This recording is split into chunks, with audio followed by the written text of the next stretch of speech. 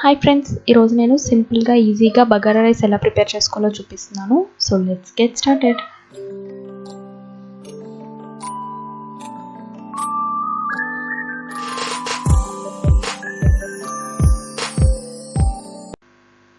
ఈ బగారా రైస్ చేసుకోవడం కోసం నేను ముందుగా ఒక 3 టేబుల్ స్పూన్స్ గీ వేసుకుంటున్నాను. మనం ఆయిల్ కూడా వేసుకోవచ్చు. జస్ట్ గీ ఒక 3 టేబుల్ స్పూన్స్ వేస్తే బగారా రైస్కి మంచి ఫ్లేవర్ వస్తుందని చెప్పి నేను గీ వేసుకుంటున్నాను.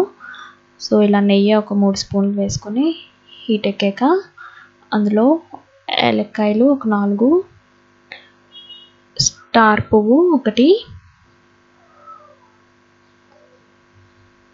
సాహి జీరా ఒక టేబుల్ స్పూన్, లవంగాలు కొంచెం ఒక 5-6 వేసుకోవాలి,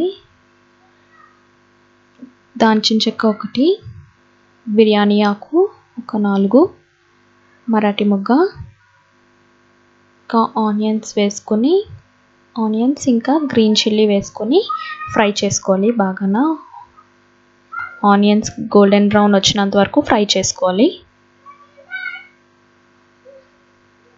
ఇప్పుడు ఇందులో అల్లం వెల్లుల్లి పేస్ట్ వేసుకుంటున్నాను. ఒక 2 టేబుల్ స్పూన్స్ ఉంటుంది. ఇది వేసుకొని బాగా పచ్చివాసన పోయేంత వరకు వేపుకోవాలి.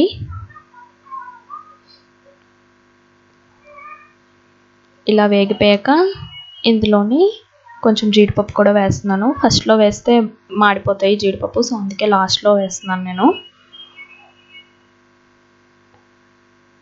ఇప్పుడు పుదీనా ఇంకా కొత్తిమీర వేసుకుంటున్నాను నేను.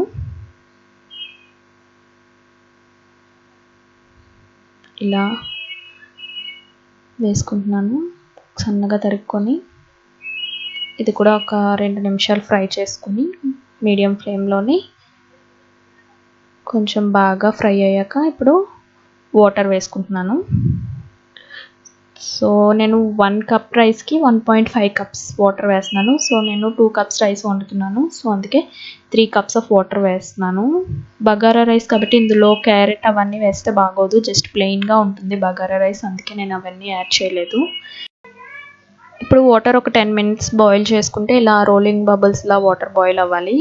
సో అందులోని నేను 20 మినిట్స్ ముందుగా నానబెట్టుకున్న బాస్మతి రైస్ యాడ్ చేస్తున్నాను.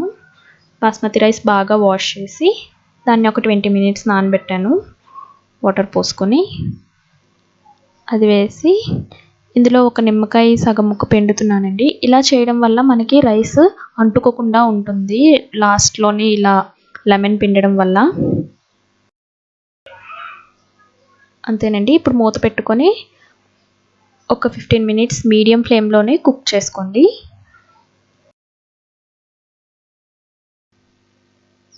ఇప్పుడు 15 మినిట్స్ మీడియం ఫ్లేమ్లో కుక్ అయిపోయాక అలానే ఒక 15 మినిట్స్ మూత పెట్టుకొని ఉంచేసుకోండి, వెంటనే తీసేయకుండా.